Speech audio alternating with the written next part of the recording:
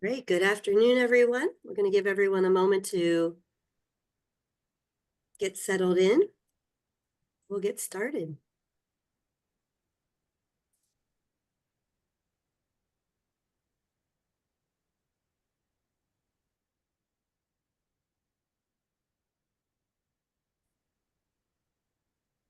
All right. Good afternoon, everyone, and thank you for joining us today.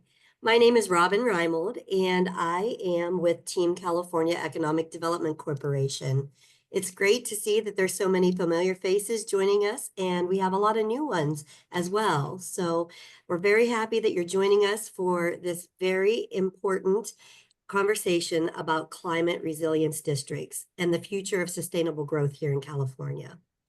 At Team California, our mission is to champion economic growth and support our communities throughout the entire state. We're a nonprofit organization and we're a membership-based organization. So what we do is we serve as a bridge between local leaders, economic development professionals, and all the resources that are needed to help attract and expand business throughout the state. We want our communities to be thriving, resilient communities. Today's webinar is actually a perfect example of why we do what we do. We know that access to funding can be a real game changer when it comes to a community, and we want to be able to help you in tackling urgent challenges such as sustainability in energy, water, infrastructure, and wildfire resilience. You know, trade shows are one of the things that Team California participates on quite a bit. And we work with a lot of site selectors and people thinking about California, bringing their business. And we're always tackling issues. People ask us, well, what are you doing pertaining to these types of issues? And so I know even we had a couple of site selectors interested in this particular webinar. So we're all learning together on how we can make a difference. Speaking of making a difference, at Team California, we believe that when one community wins, all of California wins. That's why we opened up the session to members and to non-members, whether you're a Team California member or not. We want to be sure that every city, county, and regional leader has the tools and information they need to make an impact. I'd be remiss to at least not suggest or make give the opportunity to share the unique advantages of being a member of Team California. No matter the size of your organization, we serve as a force multiplier to help you in your attraction, retention, and expansion efforts. So I don't want to go into that too much further, but if you ever have any questions, please feel free to reach out to me. So let's go ahead and move things right along. Today, we are going to learn about the tremendous impact of climate resilience districts. I encourage you to start thinking about how you can enhance your own efforts for climate resilience. And so let's go ahead and just get started. I'm going to go ahead and introduce Larry Cosmont. He oftentimes does not need much introduction, but I'll go ahead and introduce Larry from Cosmont Companies. And Larry, go ahead. I'll let you go ahead and kick it off. Great. Get to the next slide. Yeah, just hold here for a second. Hello, everyone. Good morning. Pleased to be here. I want to first thank Robin and her team and Team California. It's a great service, great organization. We're privileged to be members and really support the efforts. And part of the effort is just education. And we have an incredible panel here today. I think you'll really enjoy these presentations. Joe Diego, Senior Vice President of Cosmont, Bonnie Lipscomb who's Director of Housing and Economic Development for City of Santa Cruz, and Steve Samuelian, CEO of California Consulting. Next slide. The whole premise of this presentation stems from our approach to the world, which is about how economic development has changed, and you need different skill sets like advisory, brokerage, public finance, strategy, and so on. Next slide. So my thoughts today to introduce this panel and this important topic about the new world of economic development is focused on the convergence of trends that come out of a post-COVID digital environment. Next slide. Essentially, the important element of our discussion, the component of our discussion today, is that nothing we're doing today is quite the same as we were doing even 10 years ago. I mean, just 10 years ago, all of us as economic developers were chasing employers to relocate to communities. Today, we look at our communities as a way of attracting employees to stay there during the day. I mean, it's an entire sea change of an economy that doesn't even resemble what it was a decade ago. And the point here is that between the political change, well, we just witnessed that this week for sure, political and policy, economic and financial trends, the environment in which we all operate as economic development leaders, as city leaders, as county managers, as special district managers, all of that just shifts quite quickly and it's accelerated by this digital communication platform that we're all on. And we just saw an election that shifted the conversation from purely mainstream media to alternative media or digital media. Those are the kinds of changes that we're experiencing in the physical environment. They're driven by interest rate changes, by capital stack challenges, meaning how investors are looking at where to invest. I mean, the equation has changed. Housing is being driven by the state and by demand. Everyone wants housing. We're short on housing in California. The new retail is not about necessarily buying goods at the store, but it could be about picking up goods at the store and ordering it elsewhere. Office market entirely shifting. I'll talk about that in a minute.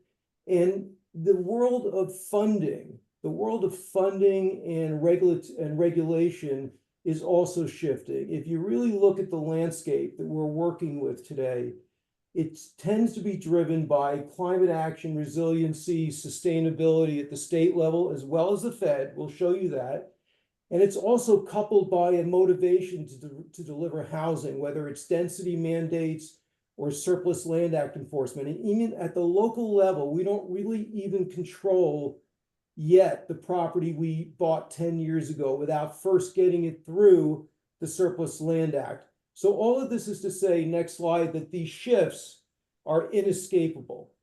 And if you really want to sort of move your economy forward, next slide, please.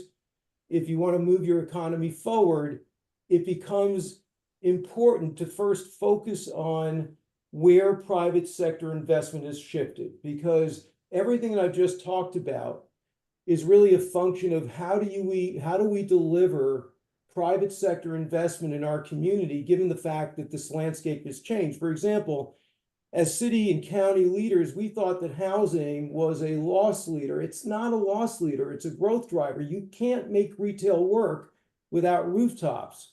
You won't have a delivery system for industrial without a delivery point, which is residential today.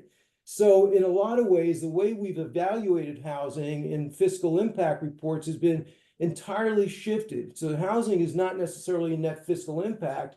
It's in fact an accretive contribution to the rest of the economy, because guess what? Wallets are staying home longer. Telework has reconfigured office. The balance of the work week has shifted to the point where we have wallets staying in our community a lot longer. We can capture that wallet, right?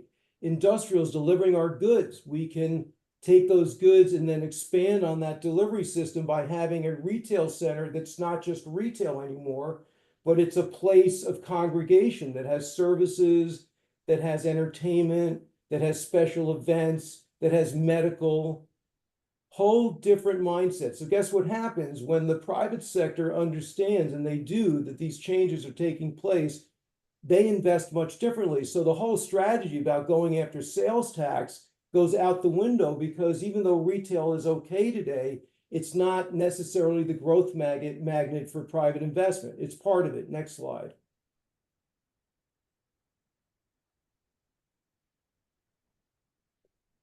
So as these priorities shift, the thing that we can step back on as economic developers, and we'll get to the point of where public money comes right here, because we know the consumers are now driven by the quality of life, cost of living, and housing. We know that the old world of retail is not coming back, and that folks really want a 15-minute community. We know that investors are chasing that consumer wallet. This, by the way, this economy is still a 65% consumer-based economy.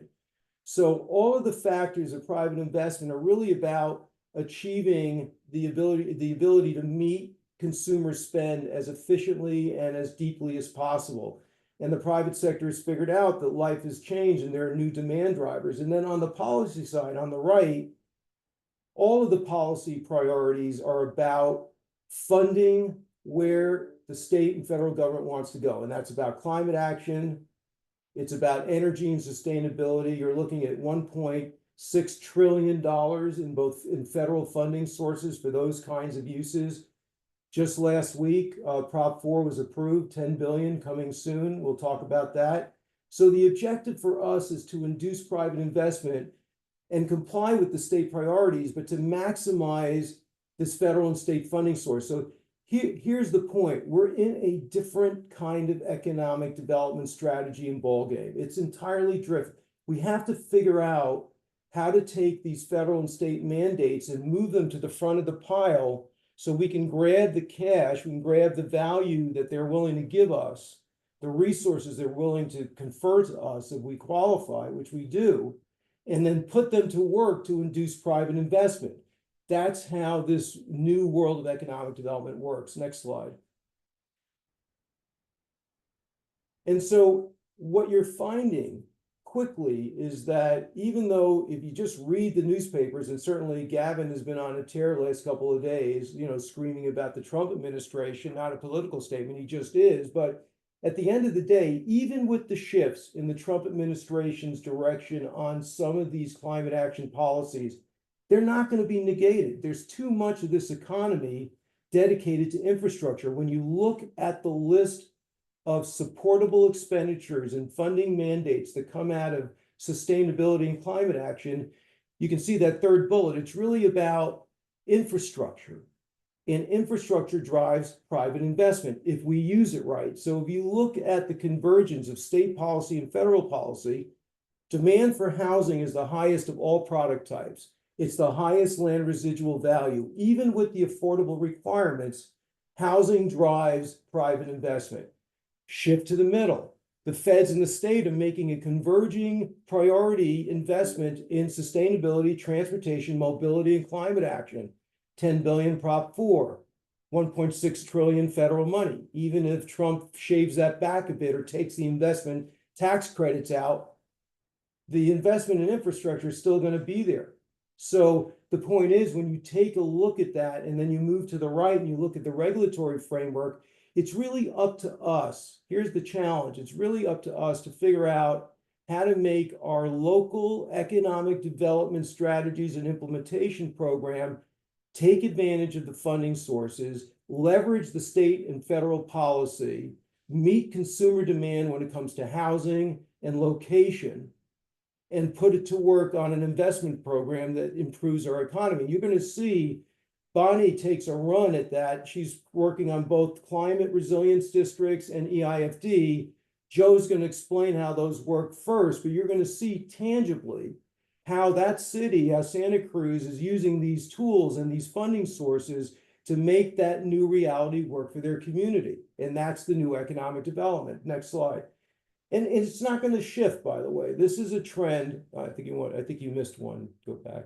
This is a trend that has developed a playbook that is really what I think all of us need to focus on. When you look at the tools that are out there, the state took away redevelopment, we get that, but in its place, it put together tax increment districts that enable us to support investment in infrastructure, sustainability, and housing. Those are EIFDs, Enhanced Infrastructure Financing Districts. Those are CRDs, Climate Resilience Districts, and Community Revitalization and Investment Authorities for Housing, CREAs. I don't make these names up, by the way, but they're there. But they're all work toward capturing value. So here's the new playbook. The new playbook is you take where these funding sources are, which is climate action, sustainability, infrastructure, and housing. Okay, that's a gift, whether we like it or not, that's a gift. You take that consumer demand for housing and to stay local and to have a 15-minute community, and then you figure out how to attract private investment by using what we call value capture tools and real estate strategies, because we have zoning, we have land use. That's our big lead into this. We have the eligibility to provide tax exempt financing, which reduces the cost of the capital stack for the private sector. It's all here, 1, 2, 3. EIFDs, tax exempt financing for infrastructure. CRDs, tax exempt financing for climate action, sustainability, mobility. Then there's zoning. I'm going to show you in a slide in a minute where we've always given our zoning away, but with the state coming along and saying, hey, local community, you have to jam density into your community somehow pursuant to RENA, and we don't care how you do it, you just have to do it. Here's the irony of it. The density they're making us put in most cases, is the highest land value possible. So what we have to do is stop thinking about giving it away in a specific plan, but capturing the value of the zoning and charging the private sector for it. So that's strategy 2, value capture with zoning. I'll talk about that in a minute. And then there's the real estate strategies. The Surplus Land Act forces us to take a look at everything we own because we can't sell it until we get a Surplus Land Act permit. So why not look at those strategies and couple them with the value capture districts, the tax increment district, and the zoning to see if they can all work together. And here is the icing on the cake. We can do that in a way by using the grant funding, which covers all those strategies. It is ready there, available for us in increasing amounts to fund infrastructure, energy, housing, and a whole assortment of federal and state mandates that they're willing to underwrite while we convert that to value add on the local level by using strategies 1, 2, and 3. This is the playbook. Next slide.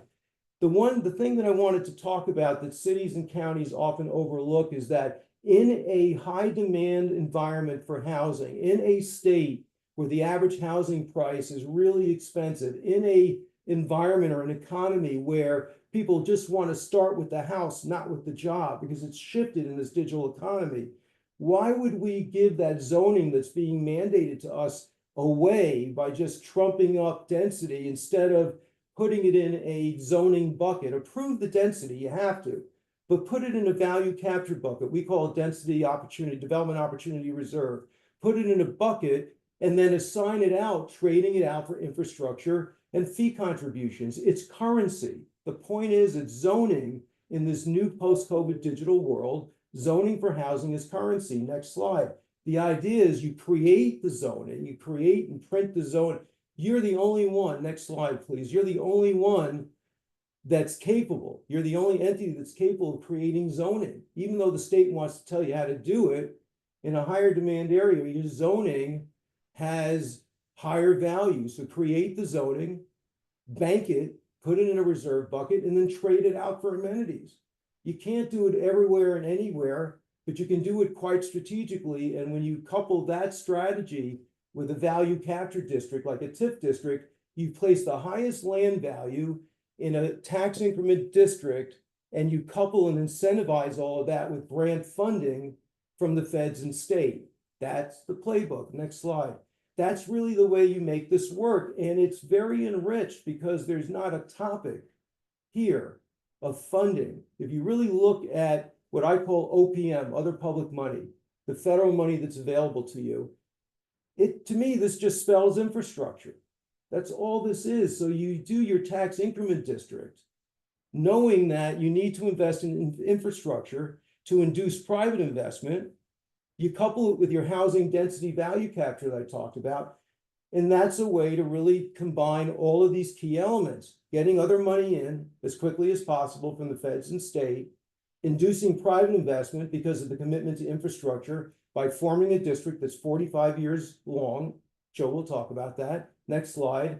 And then understanding that federal and state will support that effort. By the way, look at the state programs. Look in the middle, EIFD preference. These districts have EIFD preferential status for funding. So these converge, these strategies really converge. It's not just about other public money. It's just that other public money becomes more available to you if you strategize and you put it into a financing district like a CRD or an EIFD. And it even gets better if you went ahead and go ahead and engage the county or a special district as a partner in that tax increment district. So both federal and state are going to support this effort. They're there for the taking. Here's the other thing. Housing tends to be income driven, right? So the communities that are communities of need have a higher priority for housing. Not so with climate action. Climate action is really agnostic to income because it's about a mindset of improving infrastructure and delivery in a cleaner programmatic way. So you can sort of blend the housing money and direct it to affordable, and you can take the sustainability money and put it to infrastructure. Private sector and your consumers want the housing, private sector needs the infrastructure, and the funding is there. So it's just a matter of putting these together, next slide, in a strategic way that takes advantage of this. And the newest game in town just got approved on Tuesday, and it's the new state money, Prop 4. Look at these categories. Again, drought, flood, water supply, wildfire prevention, sea level rise, coastal. Again, agnostic to income. Coastal cities tend to be affluent. So energy infrastructure, parks. The point here is that even though there'll be some adjustments in energy policy, we know that. We see that it won't go away, and we at the state have already doubled down or tripled down by approving this $10 billion source of money. Next slide. So, you know, when you kind of put these things together, next slide, please. Next one.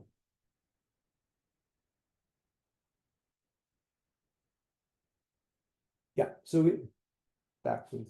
Yeah, thank you. So when you put these together in the most simplest form, the pathway to economic development is through housing and sustainability. It's a matter of just converging housing, climate action with local priorities. It's very simple. It seems like it may be, complicated, but it's really not. I mean, the more complicated parts of this is picking your area for your special districts, working with your community to prioritize the kinds of infrastructure that it wants based on its vision of quality of life, meeting the private sector's capital stack requirements in a timely way. And by the way, the TIF districts have a way of normalizing time for developers. Developers need front-end money, and it's expensive right now. We've gone from a 2 to 3% interest rate environment to a almost a 10% interest rate environment when it comes to construction funding, and even more for equity.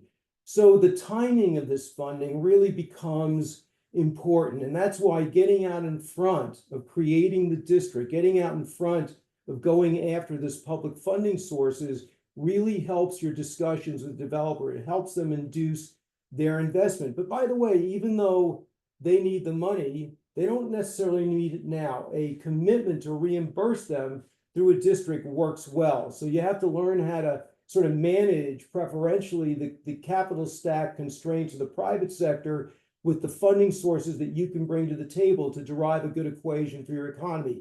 At the end of the day, it's really about capitalizing on your consumer preferences and inducing private investment in projects that meet that consumer demand and expand and increase and elevate your quality of life. So, and again, it's about a mix of housing and climate resiliency. Remember, this is a generation that wants to see investment in sustainability and technology. They're growing up that way. The private sector understands it. It's just us. We tend to be a little bit arcane. We still have council members that say, get me a retail center. It's just not that way anymore. So what Cosmont tries to convey is this new age world of thinking is not going to shift anywhere. It's going to accelerate. It's going to expand. And here's the playbook. Next slide. So bottom line, if you look at economic development today, it's the tools, it's policy, it's grant funding, working together to induce private investment to create economic development success. Value capture, grants, and other public money to induce on the right private sector investment in a way that you want it, in a way that your community prefers it. Because you control the front end. You control the front end, so you can actually negotiate a result that's quite beneficial. Much different than redevelopment, by the way, much, much different. Next slide. So we have great speakers. Joe Diegas is going to go through these tools that I just went through rather quickly. He's going to explain how these work and how the strategies around them reinforce the ability to attract private investment to your benefit, to your community's benefit. Bonnie's going to talk about her, what I call sort of the implementation. It's like innovation and implementation. When you look at what she's doing in Santa Cruz between the EIFD and the Climate Resilience District, different areas, different purposes, all driven at elevating the quality of life, all driven at inducing private investment, all driven to making their constituent base happy with and satisfied with where the direction of the city is going, which is what economic development's about, is prosperity and a more vital future. And then Steve Samuelian, I call him Mr. Moneybags, because he literally walks around, grants drop out of his pocket, and he's going to talk about roads, bridges, transportation, all the categories of infrastructure and infrastructure funding that really underwrites. You saw that three-level slide. That's the money that underwrites value capture. That's the money that underwrites tax increment. That's the money that underwrites improving the property that you own, that you put back in play pursuant to the Surplus Land Act. So Steve will talk about that. It's a great panel. I'm looking forward. I'll come back and do a wrap up at the end. I'll introduce Joe. Right. Thanks, Larry. Afternoon, everyone. Joe here with Cosmont. I'm going to do a slightly deeper dive on some of the tools that public agencies, cities and counties on the local level can control to do these things: climate resilience, sustainable infrastructure investment, economic development. So one of the tools that I'm going to be talking about is tax increment financing on this next page. Perhaps familiar to some who had familiarity with the old redevelopment agencies. It is new for others. When we say tax increment financing, we always have to explain it is not a new tax. This is different from a new parcel tax or a new benefit assessment. This is a community, a city or a county, defining some boundary within their jurisdiction and saying within this boundary, we're essentially going to freeze this baseline of assessed property value, what it is today. But as value grows over time from new development or from rehab of underutilized properties, we're going to put some money aside, like a savings account or a retirement account, put some dollars aside in a restricted fund for purposes like climate resilience, affordable housing, other forms of infrastructure, and ideally setting it up to be a model for other folks to match our funding. If you're a city, it's potential for a county to come in and match your allocation, right? So in the retirement account analogy, you're the employee putting aside some money in your retirement account. County could sort of be your employer matching your allocation dollar for dollar, which we've seen numerous times so far within this state.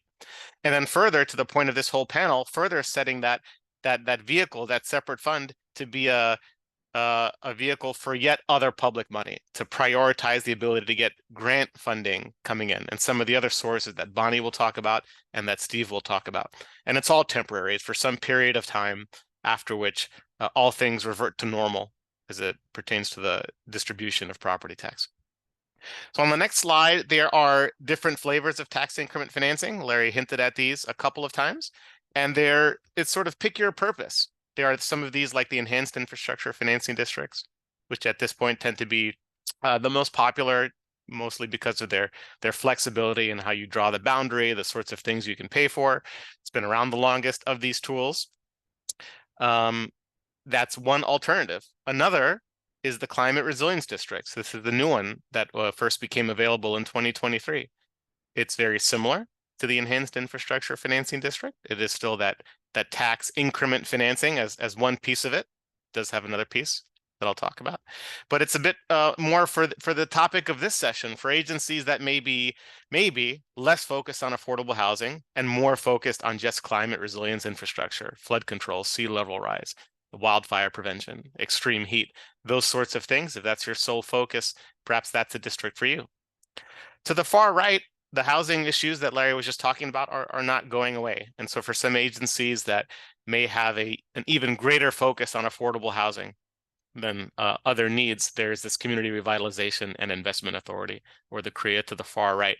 All different flavors. We see multiple communities, Santa Cruz being an example, where more than one of these could make some sense. And maybe it's just different areas geographically or different features being used, which will be relevant in Bonnie's examples.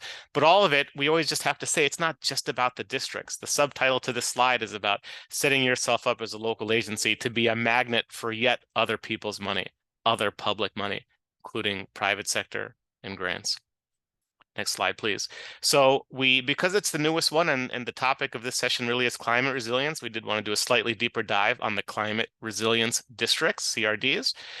These do have that ability to use tax increment financing. Again, that retirement account analogy, putting some piece aside of future property tax, but it's not the only feature of these districts.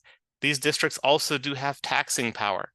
So if there are attendees here that are familiar with things like the Melrose community facilities districts, or assessment districts, or property-based improvement districts, things like that, where you are actually adding a new tax or assessment subject to property owner approval, these climate resilience can actually do that too.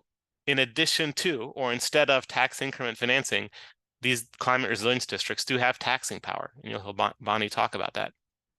But just like the EIFDs, they also have their own approval process. They can issue bonds. They can pay for not only capital expenditures, but also maintenance of infrastructure, which is important. The climate resilience districts are unique in their ability to fund not only CapEx, not only maintenance, but also operations, the O and O&M. So we're seeing, for that reason, climate resilience being looked at more and more so by public sector agencies, considering going down the path of tax increment financing. And again, to the bottom right, why do you get access to those features? It's for agencies that are willing to be a bit more focused on climate resilience infrastructure. So perhaps a slightly more limited universe, but the more we talk to our public agency, clients, so many things mean climate resilience infrastructure, whether it's transportation that mitigates greenhouse gas emissions, as in the case of an Inglewood example I'll talk about, or just the fact that pretty much any new building has to meet a higher code compliance for clean air, sustainable, renewable energy, extreme heat management, indoor heat management, things like this. Arguments could be made, and we are seeing being made, for lots of different types of improvements to classify as quote unquote climate resilience. We can go to the next slide. So there are pros and cons. Our goal is not to make anyone, a complete expert. We just want folks to know that there are options and there are advantages and disadvantages. Talked about the ability to pay for CapEx and maintenance, but if you're going to operate transportation infrastructure, as an example, with one of these tools, and you need the ability to fund the operations, then maybe you're more of a climate resilience district versus one of the enhanced infrastructure financing district. If you want the ability, potentially like Santa Cruz, to do not just tax increment, but also a special tax, and you want it more with a climate resilience angle, then the climate resilience district may be the tool for you. If you want to do a blend of climate resilience improvements, but also affordable housing, and you want it to be under the same umbrella, you don't want to have to create two different things, two different mechanisms, the flexibility of the EIFD on the right might make some sense. But down the middle, we're seeing a lot of overlap with these tools. And in some cases, either could do the job. It may just be more about, what do you want to be called? Sometimes these are financing tools, but also marketing tools for other people's money, both private sector and public sector. That's just the reality of local government finance. We can go to the next slide. So we're belaboring this point very, very deliberately. The special purpose financing districts are great. Tax increments, awesome. You can control it locally. You can get other agencies to match you. But we're still here to tell you that on its own is not a guarantee of success. These districts work best when you're using them, again, as magnets for yet other money, taking advantage of the fact that particularly grant sources, first at the state level, and now we're seeing it more and more so on the federal level, they're prioritizing applications from communities that do these types of districts. It's a big ask if you're a finance director or county CFO to encumber any piece of future property tax, even though you're not tying up any of today's resources, but to encumber any future piece of property tax, which is what tax increment does. You ought to be rewarded for it, says the grant providers. And so you're getting more points on your grant applications for doing these sorts of things. And that's great, because grants, they're never guaranteed. And some of the most well-funded ones are, of course, the most competitive ones. So the ability to differentiate at any level by 2 or 3 points on a scoring rubric can mean a lot. And you'll hear Bonnie talk about some of that. And then on the private sector side, again, it's all about where's the cheapest money. And it may be the case that the private sector can access some shorter term construction financing, but it's only 3-5 year term, maybe 10-year term, and they just need a reimbursement source to kick in once they go vertical on their private sector improvements. And tax increment financing can work very well in that circumstance, and we've seen it work very well in that circumstance as reimbursement or takeout financing. So just the commitment in funding these can be quite the catalyst for private sector investment. We can go on. And so the topic of grants, we're seeing it over and over again. We want to make the point, it's actually not just in the actual infrastructure construction that these grants are being available. We're seeing more and more funding being available to both study and implement the funding tools themselves. We started seeing it first with Regional Early Action Plan 1.0 REAP grants. We saw REAP 2.0 in question for a while there due to state budget concerns, but it was finally restored when we follow organizations such as SCAG, Southern California Association of Governments. We've seen it in the Northern California as well through MTC ABAG.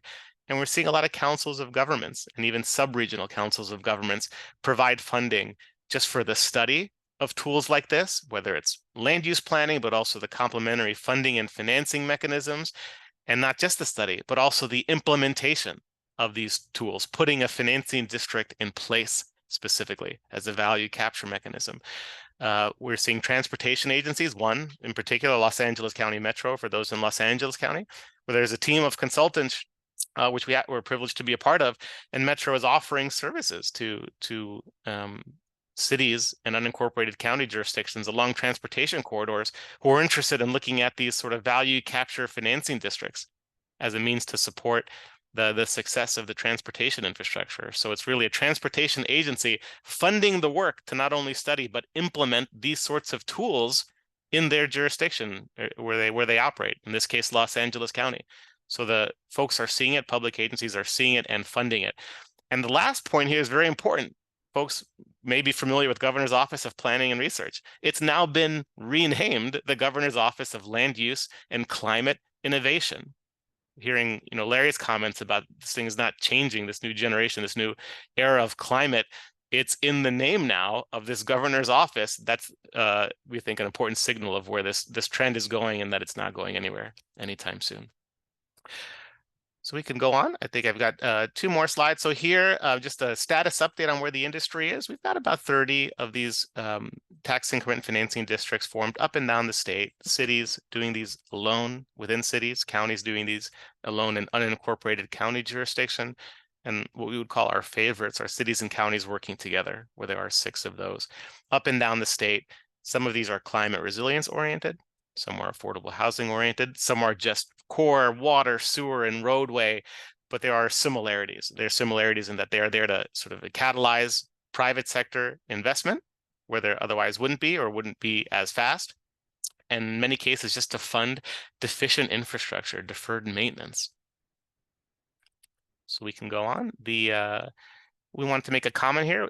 We've got both city and county folks in good numbers. And in this webinar, we're seeing more and more county activity in the world of tax increment financing. Of the approximately 30 that are fully formed, about 10 of those are in unincorporated county jurisdiction, counties going alone without any partner in the city or anybody else. We've got 6 of those that are fully formed, being partnerships between cities and counties. And then the remainder being cities alone. But we're at a point now where 6 counties have done their own tax increment financing districts. 4 counties have done partnerships with cities, and some of those counties have done it more than once. And more counties who are adopting policies based specifically about how that county would evaluate participation in one of these financing districts with a city in their county. So we're up to about 6 of those policies statewide. We anticipate more and more of these coming, and a lot of attention is being paid because there's benefit to both public agencies, cities and counties. Both receive a piece of the property tax. If the city does well within its jurisdictions, counties will also benefit, and the financial case is proving out. That's what we see happening. And both acknowledge that if the city and county partner, you're even more of a magnet for money that comes from external sources, like state and federal grants. So we can go next slide. One case study, which I'll touch on briefly, is a city of Inglewood that is taking advantage of the fact of these climate resilience districts to fund not only CapEx, but maintenance and operations for transportation infrastructure. It's checking the box of climate resilience by its greenhouse gas reduction component. And this is a unique structure that we highlight because it's city and county partnership pledging the tax increment in that case to secure federal funding. It's demonstrating a local match, specifically a backstop of funding to achieve federal funding. We call it public, private, city, county, federal, and the private sector investment that actually comes in. PPPP model. So again, symbolic of what we see here, grants being layered with locally controlled financing districts for sake of private sector investment. Go to the next slide. We are including these in the slides. There was a question in there about getting the recording, getting the slides. We make those things available. Thanks for asking. But to give an impression to folks how these things get formed, there's a series of prescribed steps. It's very public, it's very transparent. It's meant to be very different from some of the old redevelopment agencies that some may be familiar with.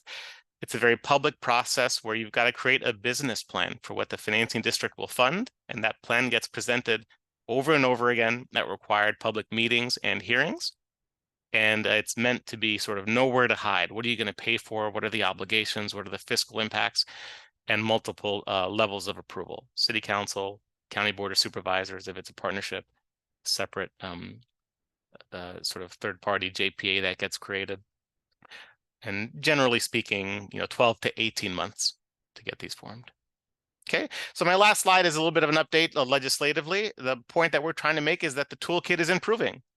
It's not getting more restrictive. We're seeing it get more flexible, and it changes with the tides of state and even national policy trends. So we're seeing things like, I'll just point to the second bullet, SB 761, which is a revision of EIFD maximum timeline to conform to a federal infrastructure planning program in the TIFIA program, the Transportation Infrastructure Finance and Innovation Act. That's a financing mechanism that actually has a 75-year amortization schedule up to, and now EIFDs can go up to 75 years, whereas previously only 45 years, but specifically for public agencies that are highly focused on transportation and that use that federal TIFIA program. I'm going to go to the bottom here for sake of time. Prop 4, Larry covered $10 billion at this state level for climate money. That's sort of not something that's endangered by any federal political changes. This is a state funding mandate now. Parks, environment, energy, water, you saw the list. That's now a state funding source, and there's going to be competition. We could all believe that. And we do believe that public agencies, cities and counties that are willing to prioritize climate resilience investment, doing things like climate resilience districts, will be more set up for success to capture pieces of those dollars. Prop 5 did not pass. That last piece, ACA 1, ACA, that would lower the voter threshold to 55%. It did not pass. What does that mean? It means that these other tools that we're talking about become sort of plan A now, if you're going down the path of infrastructure and affordable housing. So that's it. Thanks for my time. I'm going to pass it to Bonnie to talk about how some of these things all come together in one case study example in Santa Cruz. Thank you. Great. Thanks, Joe. Next slide. It's a pleasure to be here today. I'm going to talk to you about two major needs that we have at the City of Santa Cruz and how we are pursuing today's enhanced financing tools to address those needs. Next slide.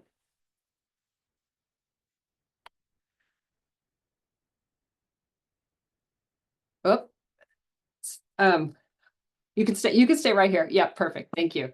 The first need is to address existing and future impacts of climate change. And the new climate resilience districts are a good fit for Santa Cruz, and I will walk you through our decision process. The second need is to support, adapt, and grow our local economy. We have a multi-pronged approach, which includes housing, which you've heard a lot about so far today, and affordable housing development, which we have a real housing crisis in our community. We also want to create a new entertainment district south of our downtown that connects the downtown to our beach area and provides a new permanent arena for our beloved Santa Cruz Warriors basketball league. Through the creation of an enhanced infrastructure financing district, our goal is to stimulate private investment and both build the supporting infrastructure and incentivize a development team and the Golden State Warriors to invest long-term in Santa Cruz, which in turn supports our local economy, our downtown, our business community, and creates jobs. Next slide. First, I want to set the stage and orient you to Santa Cruz. You may be familiar with Santa Cruz as a surfing destination, and it's true. We are one of only the 12 designated heritage surfing reserves in the world. Next slide. As you can see, we have a very iconic coastline. and a much beloved surfing culture here in Santa Cruz. Next slide. We also have one of the longest wharfs in California, and also probably one of the most vulnerable wharfs as a result of that. Next slide. We also have our iconic, very famous Santa Cruz Beach Boardwalk. Hopefully you've come to Santa Cruz and experienced it yourself. Next slide. And finally, we have an amazing downtown. Please do come visit us. But I will say, and you've heard this, Larry touched on this earlier, downtowns are changing, economies are changing, and we are needing to adapt out of necessity to meet today's economic challenges. We're currently building more than 1,400 housing units in the downtown. When I say we're stimulating private investment, but we're also leading projects of our own, and we're focusing on affordable housing that are city-led projects. 500 units in the downtown, specifically affordable housing development. We're also, as Larry mentioned earlier, looking at zoning changes, and I'll talk about in a minute a downtown plan expansion, where we're really looking to stimulate the economy through the creation of an expanded downtown entertainment district. And some of those downtown plan amendments are underway. Next slide. So we're a community of 65,000. We're 90 minutes south of San Francisco and 60 minutes north of Monterey, in case you're not familiar with Santa Cruz. Next slide. These are our main sub areas of Santa Cruz, and I just want to point these out because it relates to our climate resiliency and what we're going to talk about in a minute. A lot of very beautiful but vulnerable coastline, and our San Lorenzo River runs, with its frequent flooding, runs right through the heart of downtown. Next slide. And you can see in these next few slides that I'll show in a minute, this is from our local hazard mitigation plan that's currently in development. We've identified major areas of concern currently for the next 10, 20, up to 2100, and you can see we're in a major erosion hazard zone. Next slide. Major flooding hazard zone. Next slide. Tsunami hazard area. Next slide. And historic and recent major wildfires. I'm not even mentioning the earthquakes and some of the other things that we have experienced here in Santa Cruz. So a beautiful place to live, but one that for climate and future climate adaptation, we need to be proactive as we move forward. And so this really brings us, next slide, to the heart of the discussion today. In 2023 and 2024, we had major storm events. Some of you all will remember the storms of that time. And in Santa Cruz particularly, it was devastating for us. The picture on the left actually shows part of our West Cliff Drive, which is one of our major visitor attractions and basically a community focus. Everyone walks along West Cliff Drive. Part of our road fell away into the ocean in 2023, happened again in 2024. It really brought the whole community together, at first in an angry way, we must do something, how could this happen? And then in really developing a shared vision around climate adaptation going forward. The picture on the right is not Santa Cruz, thankfully, it is Big Sur, and our goal is to be strategic and proactive and address this before further damage happens. Next slide. So as I mentioned, we're in the process of completing our local hazard mitigation plan and our climate adaptation plan, and have an approved climate action plan that our city council and our community have largely embraced. And this is key. It reflects our local values and why I feel like we have a really good case for moving forward with the climate resilience district. Next slide. So we have a council direction and a community will to be proactive, and it's spurred, as you could see, by the very real and visible impacts of climate change in our community. So we have a mandate to address these and future impacts, but as yet, no long-term funding source to help us address these far-reaching impacts and future mitigation. Next slide.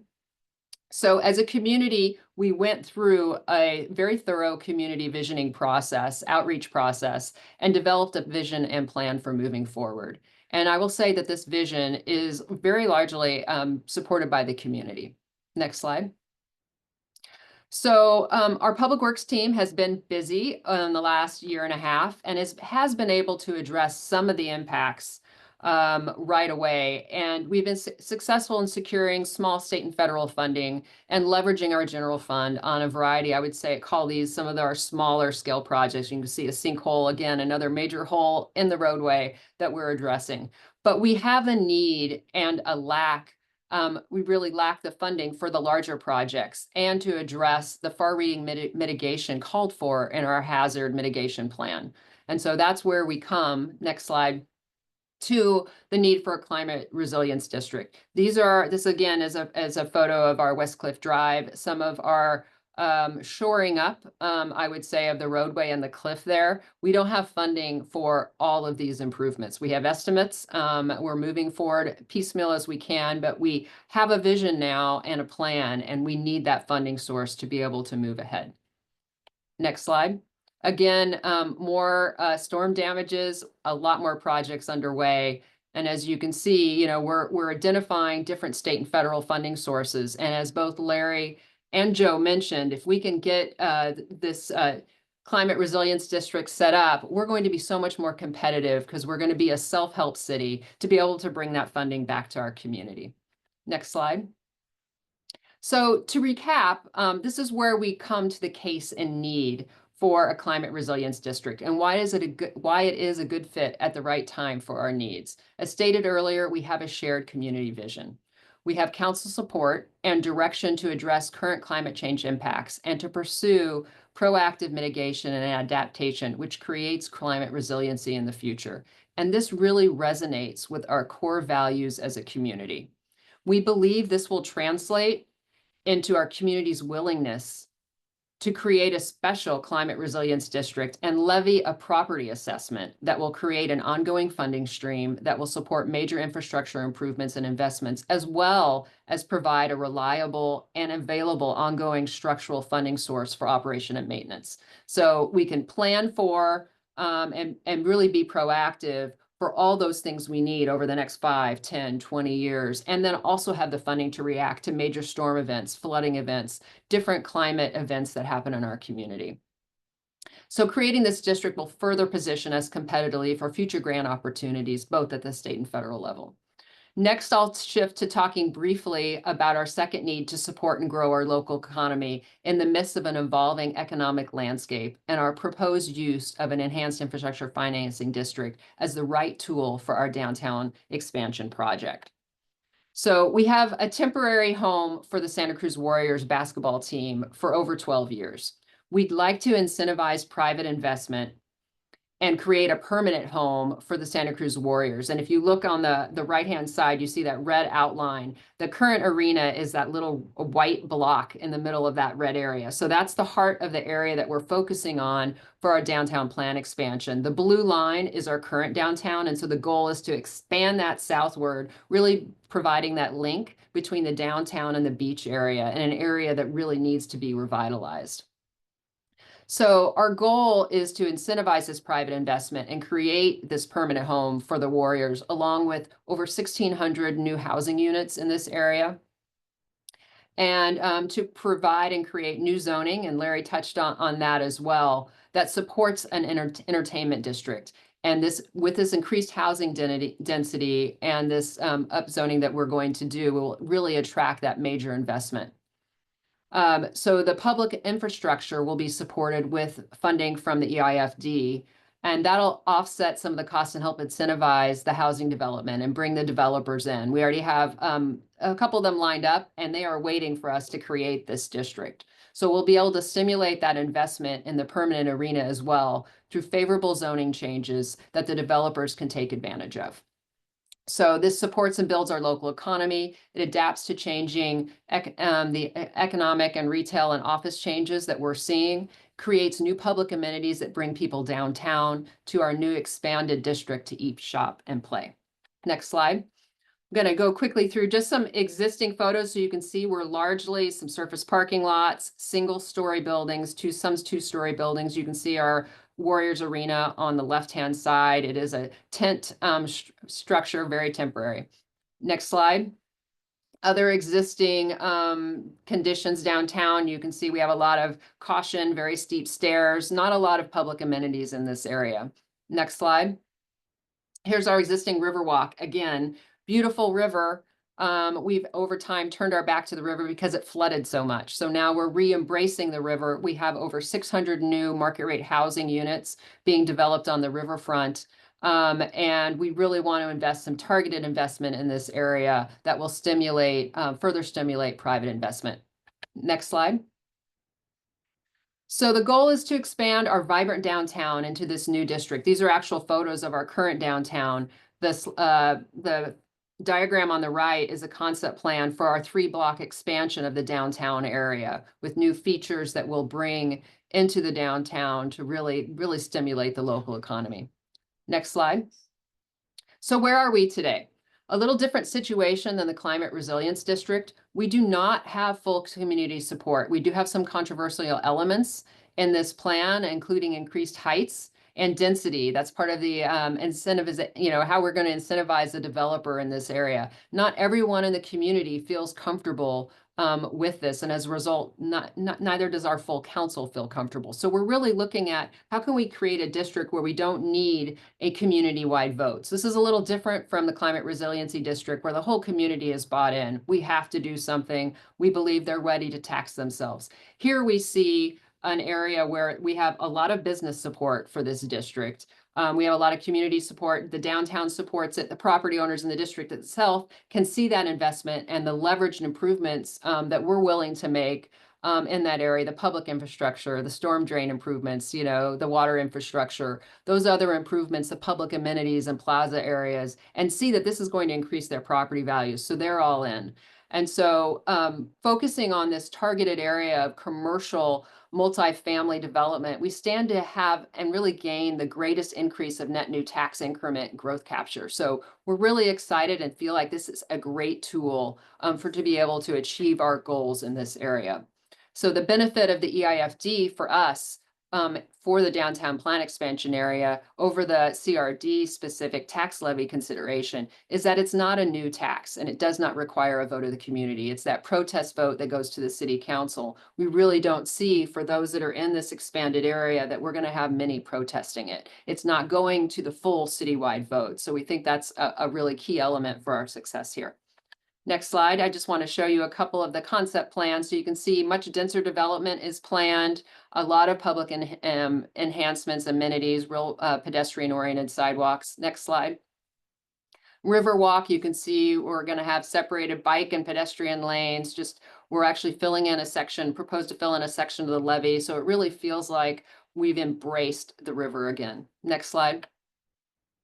New public amenities, new art features, new gathering places. This is really what's creating that entertainment district, really responding to the changing needs and capitalizing on the Warriors franchise. Next slide. More of just the open space and different art elements that our community is really excited about. Next slide. Okay, getting close to wrapping up here. So really the case for the EIFD, again, just to recap, it's a better fit for addressing our second city goal of supporting and stimulating our local economy through targeted investment in key areas that have a wide community benefit, but may not be supported community-wide in the same way as our climate resiliency mandate. So we're targeting private investment, and we have a developer team and the Warriors interested in leveraging the EIFD to front load a private investment through a public-private partnership. With over 2,800 units citywide, plus another 1,600 units proposed for this area through the downtown expansion district, we're really posed for capturing all that tax increment growth in the new EIFD, which can create value for the city, for the county if they choose to participate with us, which we're hoping they will, the property owners and our partner investors, and the whole community wins. As a protest vote, we have a greater chance for success for district approval at a city council meeting, and our business and downtown community are supportive and willing to champion this new district. So that's it. Two tools, next slide, two very different goals, and the year ahead will be a very busy one. So thank you. And with that, I'll turn it over to Steve. Thank you so much, Bonnie. And I want to begin by thanking Robin and Team California. Thanks so much. I know Robin and Team California do some superb work across the state for their member agencies, and we're very grateful that they've hosted this and invited California Consulting. And also, we're pleased to always work alongside Cosmont. Cosmont team is second to none in California, and highly respected organization. So thank you, Larry. Thank you, Joe. So today we're going to talk about our favorite subject at California Consulting, grants. I could talk for hours, but I will not. I promise. I'll try to be brief because I know we're a little short on time, so we'll go as fast as we can, but also try to be thorough and comprehensive while still having brevity. So if we can go to the next slide. Federal and state grant opportunities, that's what we're going to talk about. These are for local governments, for cities, for counties. We can go to the next slide. Little bit about Cal Consulting, 1,600 competitive grant applications we've written. We've been in existence for 21 years. We brought in $1.6 billion for our clients. We work primarily for cities, counties, school districts, special districts, community colleges, and others. We have 54 staff members, and our team we write grants. We're a grant writing company. We don't do lobbying or government affairs or public relations or any of those fun things. We're exclusively grant writing. We can go to the next slide. So we're going to align economic development priorities and tools with federal and state funding opportunities, and these are the different categories. Cosmont's team, Larry and Joe, touched on these, and we're going to see how these integrate into grants. We can go to the next slide. Infrastructure funding. So we're going to start with infrastructure. We go to the next slide. Most all of the grants I'm going to talk about this afternoon are grants Cal Consulting has written and had funded, not every single one, but most. So we're going to talk about National Energy Technology Laboratory, Grid Resilience, and Innovative Partnerships. This is a grant that we project will be due in January of 2025. A little bit about the info. I'm going to go through this fast. There's a lot of grants available. In short, we've never seen this many grants available, generally speaking. And more specifically, we've never seen this many grants available for the topics we're going to talk about this afternoon, like climate, economic development, infrastructure, housing, waterways, ocean protection, and resiliency, climate resiliency. CFI, charging infrastructure for government fleets. This is a great grant. Spring of 2025, electric vehicle charging. You all know on this Zoom that EV and electric vehicles are hugely important right now, critical. The state and federal government are funding those at a high level, both for the charger themselves and also for the infrastructure, which, as you know, the infrastructure is more expensive than the actual chargers. Community Resilience Center, this is a new grant. California Strategic Growth Council, SGC, came out with it. I think this is year 2 on it. We've written a bunch of them. We expect that the next deadline will be summer of 2025. Fantastic grant. This was a very popular grant with our city clients in particular. They used this grant for warming centers in the winter, cooling centers in the summer, just basically community resilience. We can go to the next slide. This is the CFI grant and it's the only grant we know of. It's a federal US DOT grant. It's the only grant we know of that funds not just the chargers, but also the infrastructure for the chargers. Again, we wrote probably 30 or more of these in the last cycle. Next cycle, summer of 2025, that's what we're projecting. I should have said at the beginning, all this is projections. So none of this is we don't know exactly when the grants are going to come out, but we're basing this on this year, 2024. And for some of these grants, we're basing it on 5, 10, 15 years of history because we've written these grants for many years. The next one on this slide is BRIC. Many of you may be familiar with BRIC because it is very popular. We have a couple of our grant writers that are true experts in BRIC, and that is not easy. I don't say that flippantly or lightly. BRIC is a complex application, long, intricate, detailed. You have to do benefit cost analysis, which is not an easy calculation to do. So BRIC, great grant, will be out again. It's been funded every year. Knock on wood that continues, and we continue to see BRIC. Very good grant. Next one is HMGP. Sorry, last on this slide. HMGP stands for Hazard Mitigation Grant Program. This is federal money from FEMA, but it comes to the state, Cal OES, and we write a lot of HMGPs, maybe more than any other grant we're going to talk about today, maybe. HMGP funds things like pushing back brush from public buildings, emergency generators, fuel reduction, hazards, basically what the name of the grant says, hazard mitigation. We write it for fire departments. We write it for emergency operations centers. Very popular grant. Now we can go to the next slide. Roads, bridges, and public transportation. Let's go to the next slide. Roads, bridges, and public transportation. I'm glad this one's first on this slide because we're writing it right now. It's due January 22nd, 2025. Caltrans has a grant called Sustainable Transportation. Phenomenal grant. We're writing a couple dozen of them, probably maybe 3 dozen. This grant can fund plans. So no bricks and mortar. You can't build things with this grant, even though it's Caltrans. It's for planning. So if you need to get a complete streets plan done, even a parks master plan done, a bike master plan done, you need to hire your vendor. This is the grant to give you the funding to hire your vendor.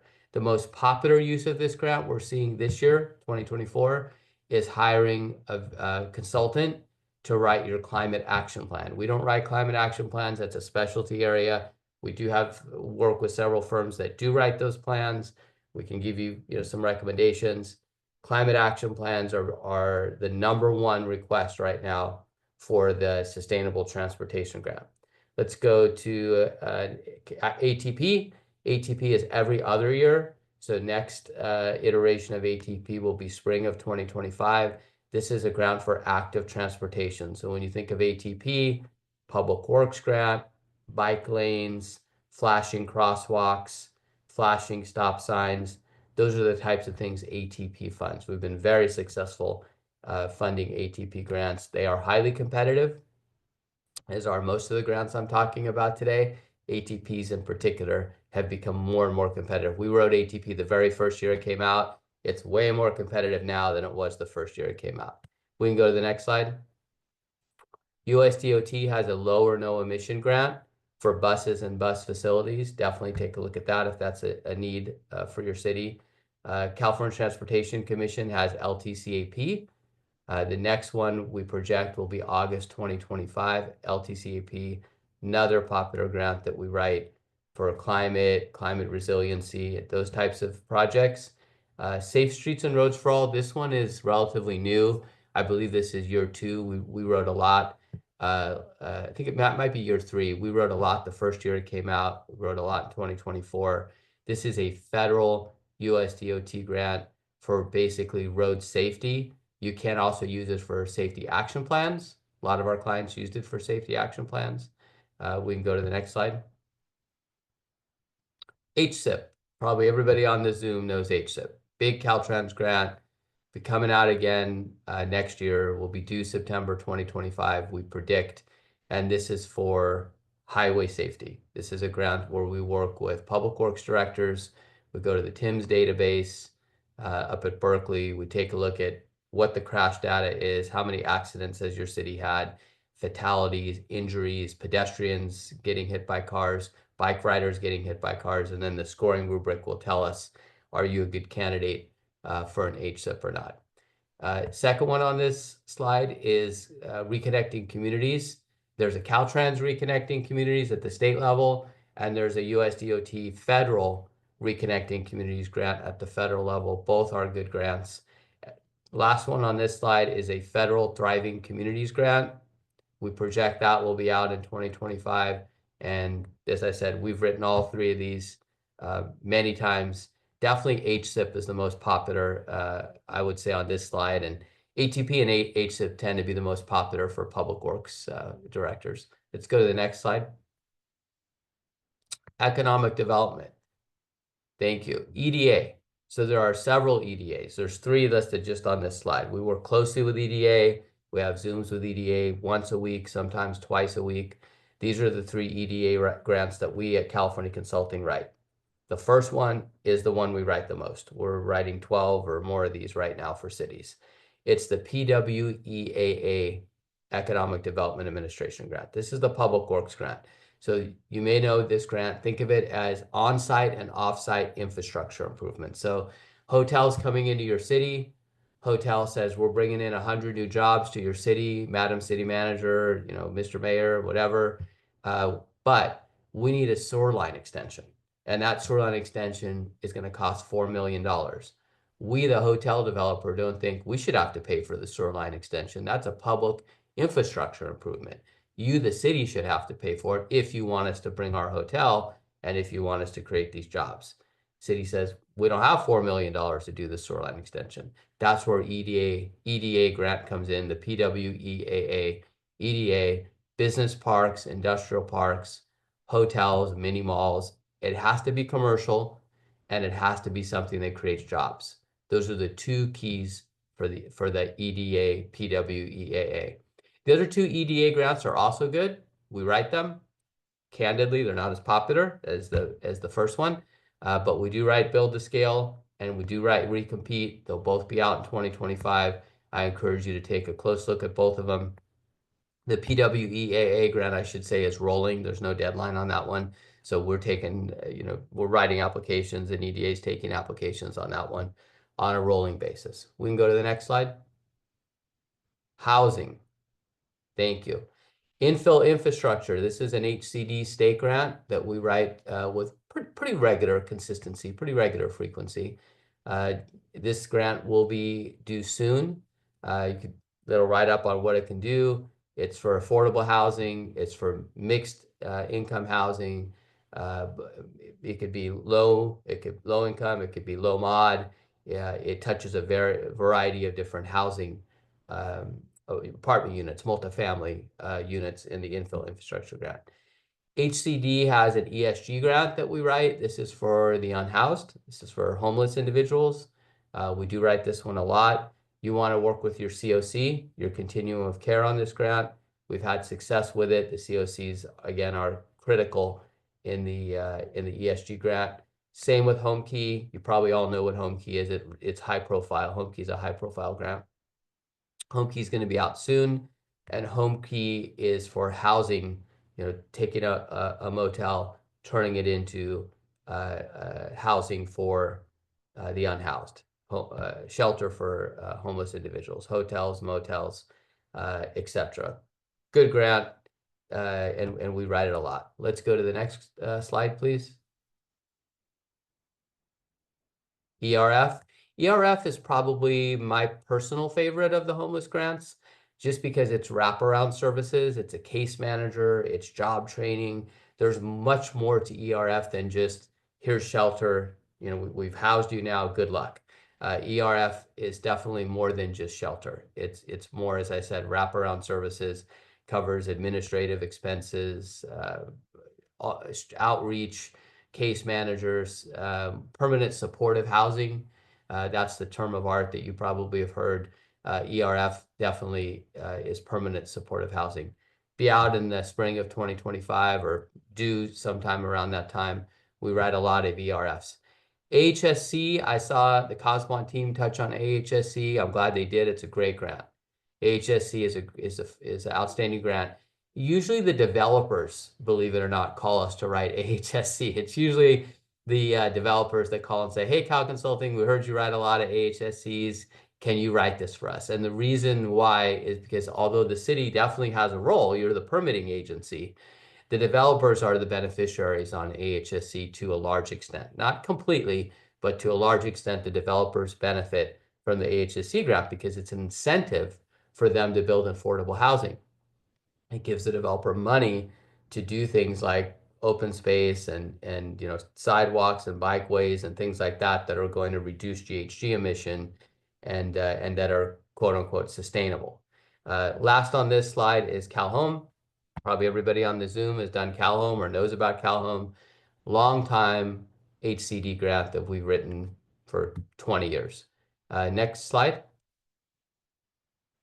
Pathways to Removing Obstacles, the Pro Housing Grant. We've written a lot of these lately. Last couple of years, we've been writing more of the Pro Housing Grant, looking at an October 2025 deadline for this one. Removing barriers to affordable housing production. That's really this grant in a nutshell. CDBG, again, very popular. Things like CDBG are very high profile. We do CDBG grant administration, actually. We do the reporting on CDBGs, which is complex, and some cities get the CDBG and then hire us to do the reporting. REAP 2.0, I think I heard the Cosmont team refer to this one as well. This is a grant we write. Usually the COGs are involved in the REAP 2.0 more than an individual city. So your MPO, your Metropolitan Planning Organization, your council of governments, that's usually who we'll work with on a REAP. Next slide, please. Sustainability and climate action. I'm going to go through these fast because there's a lot to cover, and I know we're short on time. Environmental and Climate Justice Community Change Grant. So this is a brand new federal EPA grant. It's huge. It's like 100-page long. You need community partners, very complex. We are writing several of these. They're due November 21st. There's no deadline, no match, sorry. We expect it will be out next year as well. Obviously too late to write it this year. This is a grant that takes 3 months to write, but wanted to bring it to your attention because it's a new program, and we're experiencing that it's pretty popular in its first year. Climate pollution reduction grant. This one we anticipate will be due in spring of 2025. Also a newer grant. This is I think this is year 2, either year 2 or year 3. And then Governor's Office of Planning and Research. Joe mentioned they just changed the name. This comes from the Governor's Office. This is the Extreme Heat and Community Resilience Program grant. We wrote a bunch of these in its first year. This was year 1, 2024. Expected again in spring of 2025 for extreme heat and community resiliency. Next slide. Another OPR grant from the Governor's Office, Adaptation Planning. And on this slide, last but not least, is another SGC grant, Strategic Growth Council, called Transformative Climate Communities, another large state Strategic Growth Council grants. If you've written them before, you know SGC. They're a great organization to work with, very customer service oriented, but their grants are usually large and complex grants. We can go to the next slide. Carl Moyer, most of you have probably heard of Moyer. Outstanding grant. We use it all the time. It's through your local air pollution control district. So if you're in SoCal, it's AQMD, South Coast AQMD. They offer the Moyer depending on what part of the state you're in. This grant can do a lot. You can do a lot of things with Moyer. We've had them funded for all sorts of things. And there's some examples here of, projects for trucks, off-road equipment, marine vessels, locomotives. And that's really, really not an exaggeration. It's a very broad grant, very versatile, can be used for a lot of different things as long as you're reducing emissions. That's the key to a Moyer grant. CMAQ and STBG. So CMAQ stands for Congestion Mitigation and Air Quality. We've written this grant 20 plus years. Again, CMAQs are offered through your COG, through your MPO. And I know we all focus, we do the same thing. We're guilty of the same thing. We focus on federal and state grants, but the COGs and the MPOs have grants too. The air pollution control districts have grants too. And oftentimes they have a lot of money, and we work with them on behalf of our clients. Next slide, please. Coastal waterways. We do represent a number of cities that are on the coast. We have cities like Sausalito and cities like Monterey and Berkeley and other cities that are our clients. SB1, another outstanding grant.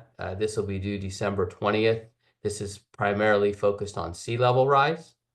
We were able to get this funded for the city of Sausalito in the last cycle. Division of Boating and Waterways. They have grants, lots of grants. They're not a high profile agency, but they should be. They do great work and they have a lot of grants available. This particular grant is the Shoreline Erosion Grant, and the next one is the Public Beach Restoration Grant. We do a lot with the DBW, Division of Boating and Waterways. Next slide, please.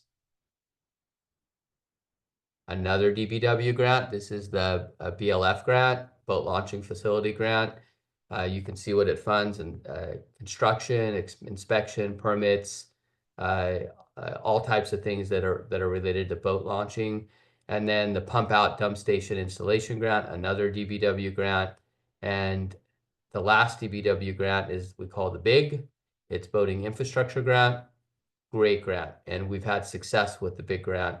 It is a complex grant to write, but well worth it. If you can get a big grant funded and you're a coastal community, it's well worth taking a close, long, hard look at all the Division of Boating and Waterways grant. Big is a great one, but boat launching facilities is a great one too. Next slide. Continuing on with DBW, Public Beach Restoration, California Coastal Conservancy, because we represent several coastal communities. We work with California Coastal Conservancy. We do NOAA grants, community-based restoration. This is one particular NOAA grant we wanted to highlight. Go to the next slide. Water infrastructure. So Water Smart. Water Smart is U.S. Bureau of Reclamation. Think of Water Smart as like an umbrella. And then underneath Water Smart, there's, I think, 15 different Water Smart programs. So we're not going to talk about all of them. We're going to talk about some of the most popular ones. But Water Smart is a big, when people say I'm writing Water Smart, it's like, okay, which Water Smart are you writing? There's a whole list of Water Smarts.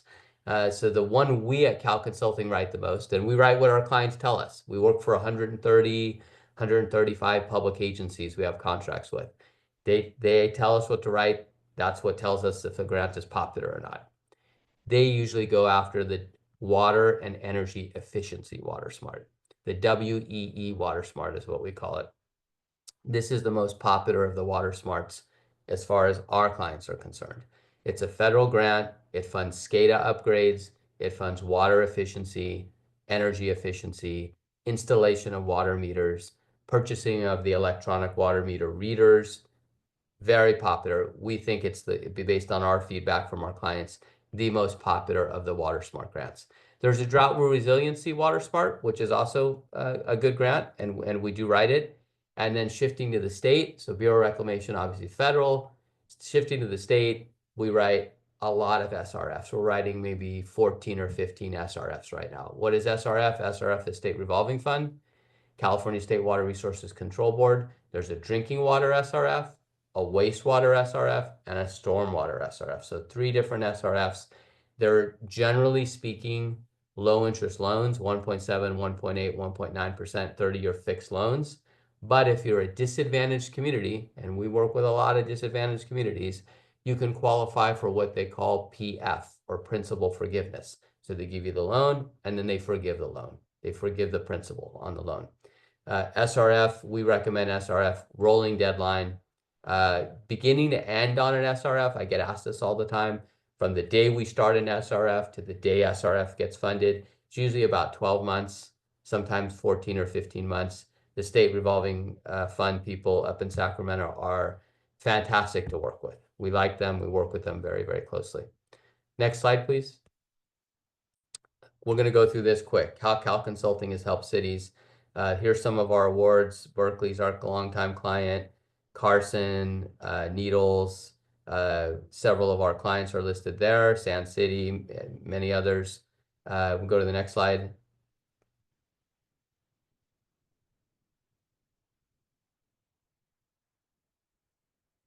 Can we go to the next? Oh, we did. Okay, there we go. Vallejo, thank you. So Vallejo is our client, been our client for a while now. We brought in almost 27 million for them, 26.8 million. We go to the next slide. Baldwin Park, we brought in 56.7 million for them in competitive grants. Next slide. Maywood in LA County, over 10 million we brought in for them. Next slide, please. City of Bell, we brought in almost exactly 9 million, 8,925,000. And we are at the end. I know I went through that rapidly, but I did that purposefully because we have a lot of ground to cover. Thank you again to Team California. And I want to turn the floor back over to Larry Cosmont to take it from here. Larry, the floor is yours. Thanks, Steve. Well, it's a great panel, just wrapping up in about a minute. These are, as I say, this is the formula. You see the implementation that Bonnie went through. You see all the ingredients of funding that Steve and his team can bring. So that's a big portfolio that you can go after. And Joe identified the various value capture tools, as did I. That's the formula. If you want the economic development success, it's some version of this. You just need to know where you're going. Next slide. The most important thing I can say is that you have to identify the economic development strategies that you're willing to take on, right? Whether it's zoning, value capture, or TIF districts. And then you need to understand in your community the develop proposals that are out there and match the tools of the proposals. And of course, understand these federal and state grant dollars, the 4th box down. Most importantly, though, and not the least in priority here, would be to engage your community. You have to do two things. One is explain to your community it's a new world, and the way to achieve vitality and resiliency and sustainability is to use this sort of three-legged stool of public funding and tools and grant resources with the preferences and priorities that the community can discuss among itself. And then once you've done that and you have a direction, you can take these economic development strategies and work with owners and investors on specific projects. And something we didn't talk about today is to continue to assess your budget and your financial circumstance and what existing debt you have, so you can leverage whatever local resources you have to match grants or to invest in these various districts or to support public-private partnerships. And it's a last slide, next slide. It is a new world of public-public, public-private, public-public-private. I mean, the matrix that we're showing you here is really this is a convergence of all the topical areas that you really need to get your arms around in order to deliver a community that's got that element of vitality and success in front of it, something that you can accomplish for your city leadership, for your constituents. It's about housing, land use, it's about climate action, it's about funding, financial management, and value capture. So that's it. I think we've been answering the questions and answers as we go along. You know, Joe's been writing love notes to everybody on this thing, which has been great. Thanks, Joe, for doing that. And I think there were a couple of minor questions I see. I think at the end there was, is the process straightforward to amend the new 75-year option? I think you need a TIFIA grant to match to that, so we could talk to you about that separately, because that's available in the context of a TIFIA grant. It's pretty limited. And I think the recording, I don't know, Robin, is the recording available? Yes, the recording will be available, and we will be sending out a follow-up email with the slide deck and the recording. Now, Robin, is the recording available, the one where we're all singing together at the end? Is that? No, I guess people will have to watch it again just to see. Okay. Well, I just want to say thanks, everyone. I know it's been long. We really appreciate it. Robin, I'll just turn it back to you to say goodbye, but on behalf of the panel, thank you very much. Okay. All right. Well, you know, I'm just going to close this all up. Quite honestly, we want to thank you again for joining us for this webinar. I think it was extremely informative. I know there were a lot of great questions that came across. And again, I do appreciate that they were answered in a timely manner. If you have any questions, I will tell you every one of these panelists are very, very open to conversing with you and helping you out. So thank you for joining us for this webinar. And if we can ever be of any assistance here at Team California, we're always happy to lend out a helping hand and connect you with the right people like the ones you saw here on this panel. So thank you, all of our panelists. I hope you all have a wonderful afternoon, and I hope you can all take advantage of the Climate Resilience District. Thank you.